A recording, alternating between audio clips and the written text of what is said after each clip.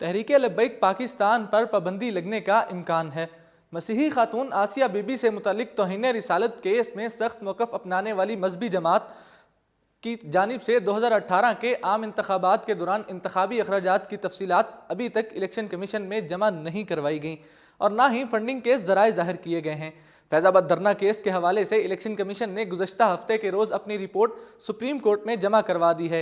इस रिपोर्ट में बताया गया है कि तहरीक लब्बैक पाकिस्तान की जानिब से अभी तक इंतखाबी अखराजात की तफसीलात इलेक्शन कमीशन में जमा नहीं करवाई गई और ना ही फंडिंग के ज़राए बताए गए हैं। TLP को इस सिलसिले में नोटिस भी जारी किया जा चुका है, ताहम अभी तक इस नोटिस का कोई जवाब नहीं दिया गया। इलेक्शन कमीशन के मुताबिक तहरीक लब्बैक ने 23 मार्च 2017 को पार्टी रजिस्टर कराने के लिए दरख्वास्त इलेक्शन कमीशन को दी थी। दरख्वास्त मौसूल होने के बाद इलेक्शन कमीशन की स्क्रूटनी कमेटी ने पॉलिटिकल पार्टीज ऑर्डर 2002 के तहत तहरीक लब्बैक को रजिस्टर्ड किया था। ये जमात मरकजी अमीर हाफिज खादिम हुसैन रिजवी के नाम पर रजिस्टर्ड है। रिपोर्ट में मजीद बताया गया कि तहरीक लब्बैक पाकिस्तान ने इस नाम पर एतराज़ करते हुए इस्तदा की कि पार्टी को तहरीक लब्बैक या रसूलुल्लाह के नाम से रजिस्टर्ड किया जाए।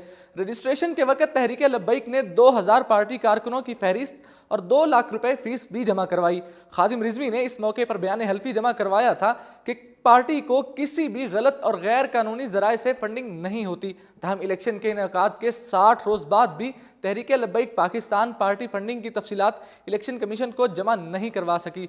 इस हवाले से कानूनी माहिरीन का कहना है कि तहरीक लब्बैक के कई मामलात दुरुस्त नहीं हैं। इस बायस मुस्तकबिल में मुमकिन तौर पर इस जमात पर पाकिस्तान की सियासत में हिस्सा लेने पर पाबंदी लग सकती है। अब पाबंदी लगती है या नहीं, ये फैसला सुप्रीम कोर्ट ने इलेक्शन कमीशन की रिपोर्ट को देख कर करना है। इसी के साथ मुझे दीजिए इजाज़त। अल्लाह हाफिज़ और देखते रहिए उर्दू पॉइंट।